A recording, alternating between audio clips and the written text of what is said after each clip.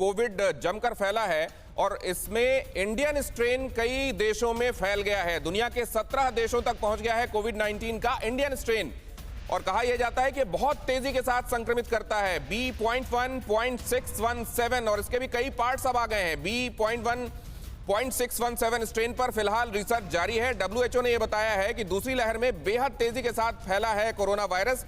इस स्ट्रेन के जरिए भी क्या है इंडियन स्ट्रेन से जुड़ी हुई और बातें, क्यों इंडियन स्ट्रेन इतनी तेजी के साथ लोगों को संक्रमित कर रहा है, और क्या ये इंडियन स्ट्रेन यहां पर जब ये फैला तो क्या दूसरे देशों के लिए अपॉर्चुनिटी है कि वो अपनी जीनोम सीक्वेंसिंग करके अपनी लाइब्रेरी को और एनरिच करके जो अपनी वैक्सीन है उसको और समृद्ध बना सके, या ये चैलेंज ही है और आने वाले दिनों में ये बढ़ता चला जाएगा? जरा देखिए भारतीय विमानों पर कहां-कहां रोक लगी है। 15 देशों ने भारतीय विमानों पर रोक लगा दी है, ये कहते हुए कि वहां संक्रमित बहुत ज्यादा तादाद में है, इंडियन स्ट्रेन को लेकर हमारी तैयारी भी नहीं है, लिहाजा वहां से लोगों को आने नहीं दिया जाएगा। कनाडा 23 अप्रैल से 30 दिनों तक रोक लगी है वहां। ब्रिटेन 23 अप्रैल से रोक लगाई गई है। यूएई में 4 मई तक भारतीय विमानों पर रोक लगी हुई है। ऑस्ट्रेलिया 14 मई तक ये रोक लगाई गई है। जर्मनी, नीदरलैंड, इटली ने भी इस तरीके की रोक लगाई है।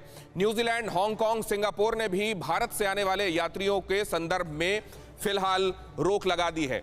15 देशों ने भारतीय विमानों पर रोक लगाई है। इंडियन स्ट्रेन और इससे जुड़ी हुई वो बात जो आपको जान लेना बहुत आवश्यक है। डॉक्टर अरुण, आपने क्या अंडरलाइन किया इसके बारे में? देखो, ऐसे कि जो इंडियन स्ट्रेन है उसके पहले हमने यूके स्ट्रेन देखी थी, साउथ अफ्रीका स्ट्रेन देखी थी, ब्राजील स्ट्रेन देखी थी। ये एक तरह की वॉर है between virus and humans virus को हटाने की कोशिश कर रहे हैं और वायरस कहने के सर्वाइव करने की कोशिश कर रहा है। और इस तरह के स्ट्रेन्स आना और म्यूटेशंस होना कोई अनयूजुअल बात नहीं, बार बार होती है। पर ये जिस स्पीड से म्यूटेशंस इस बार आई और वेरिएंट आया जे वाला, हम लोग बिल्कुल एज ए डॉक्टर हम लोग बिल्कुल एक्सपेक्ट नहीं कर रहे थे कितना खतरनाक स्पीड से फैलेगा। और मुझे लगता है अल्टीमेट रेस इसी बात की, जितनी स्पीड से आप वैक्सीनेशन लगाएं, वायरस को कम से कम टाइम मिलना चाहिए ह्यूमन होस्ट में रहने के लिए। जितना टाइम मिलता है उतनी फास्ट ये लोग स्ट्रेन म्यूटेट करते हैं।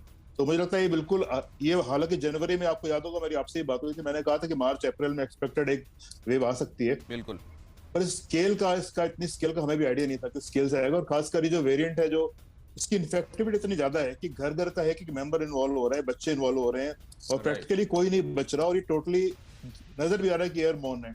तो बिल्कुल इसके लिए प्रिपेयर्ड नहीं थे और कोशिश कर रहे हैं, लेट अस सी क्या होता है। डॉक्टर गुप्ता ने जो एक बात कही वो आपके लिए, अपने आम दर्शकों के लिए एक बार फिर से दोहराता हूं कि जितना कम देर तक वो शरीर में रहे, मानव शरीर में रहे, उतना कम टाइम मिलेगा उसको रेप्लिकेट करने का, और रेप्लिकेशन जितने कम होंगे उतना ही उसको म्यूटेशन का चांसेस कम मिलेंगे।